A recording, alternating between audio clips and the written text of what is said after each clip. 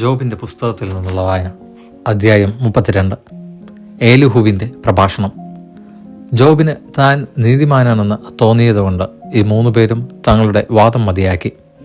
റാം കുടുംബത്തിൽപ്പെട്ട ബൂസ്യനായ ബറാഖേലിൻ്റെ പുത്രൻ എലിഹു കോപിഷ്ഠനായി.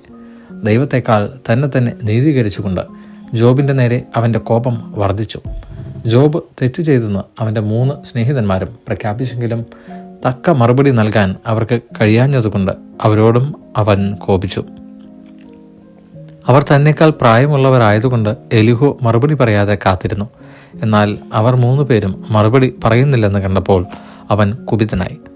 ബൂസ്യനായ ബറാഖേലിൻ്റെ പുത്രൻ എലിഹു മറുപടി പറഞ്ഞു, ഞാൻ പ്രായത്തിൽ ചെറുപ്പമാണ്, നിങ്ങൾ പ്രായം കൂടിയവരും.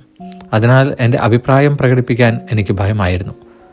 ഞാൻ ചിന്തിച്ചു, പ്രായം സംസാരിക്കുകയും പ്രായാധിക്യം ജ്ഞാനം പകരുകയും ചെയ്യട്ടെ.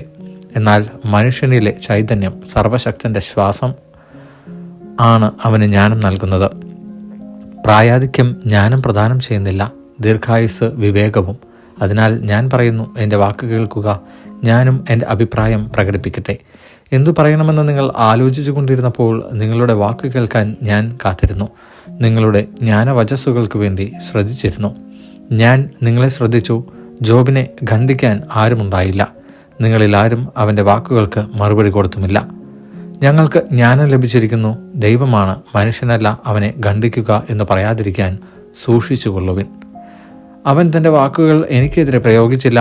നിങ്ങളുടെ വചനങ്ങൾ കൊണ്ട് ഞാൻ അവന് മറുപടി കൊടുക്കുകയില്ല. അവർ പതറിപ്പോയി. അവർ ഇനി ഉത്തരം പറയുകയില്ല. അവർക്കൊരു വാക്കുപോലും സംസാരിക്കാനില്ല. അവർ അവിടെ വെറുതെ നിൽക്കുകയും മറുപടി പറയാതിരിക്കുകയും ചെയ്യുന്നു. അവർ സംസാരിക്കാത്തതിനാൽ ഞാൻ കാത്തിരിക്കണമോ? ഞാനും എനിക്ക് നൽകാനുള്ള മറുപടി പറയും. ഞാനും എൻ്റെ അഭിപ്രായം തുറന്നു പറയും. എന്തെന്നാൽ ഞാൻ വാക്കുകൾ കൊണ്ട് നിറഞ്ഞിരിക്കുന്നു. എന്നിലെ ചൈതന്യം എന്നെ നിർബന്ധിക്കുന്നു.